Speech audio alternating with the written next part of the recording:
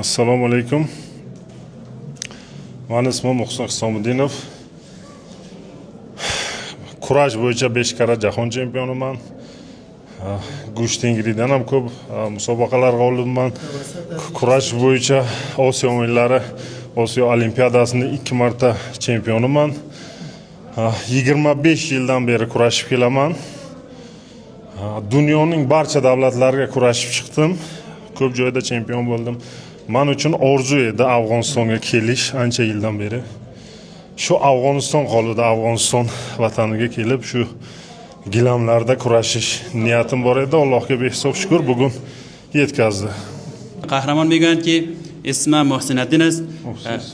محسن حسام‌الدینوف است که من قهرمان 5 دوره جهان هستم که تقریبا 25 سال میشه که من در رشته کورش یا کشتیگیری هستم میگه و دیگه یگانه آرزوی ما بود که میگه در افغانستان آمده یک روز در بالای توشکشان یا قالینشان آمده ما مسابقه بتیم و ملتشان ببینیم که اینمی آرزویشان بوده میگه. بسیار خوب قهرمان پیامت را به زبان فارسی از زبان خود داشته باشیم برای وطندارا و برای بیننده هایی که شما را در افغانستان تماشا میکنند. من آرزوی داشتم که چند سال افغانستان بیام این مردم رو ببینم تا این بار مسابقه کنم. امروز به آرزوم رسیدم. خیلی خوشحال هستم. آینده باز میخوام باز بیایم جاهای تاریخی افغانستان رو ببینم.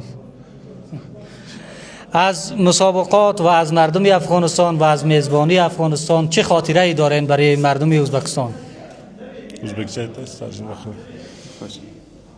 Biz misol men birinchi marta Afg'onistonga kelishim. Biz Afg'onistonni aytaylik, hozir mana internet tarmoqlarida boshqacha qilib ko'rsatishyapti-da butun dunyoga.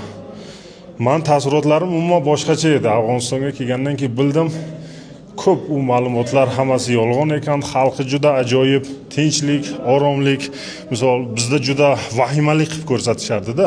Men ichiga keldim, bunday emas ekan. Odamlar ham juda samimiy, juda yaxshi, mehmondo'st. Mani fikrim Afg'oniston bo'yicha 100% ga o'zgardi yaxshi tarafga. قهرمان میگویند که پیش از اینکه ما در افغانستان بیایم برای ما افغانستان را به یک چیز دیگه معرفی کرده بودن. میگه بالاخره هر چیزی که میگفتن و دیگه ما در اونجا میشنیدیم میگه. حالا که اینجا آمدیم میگه دیدیم میگه کل چیز دروغ بوده میگه. دیدیم ملتش چقدر مهمان دوست، چقدر یک مهمان قدر عزت میدادن میگن.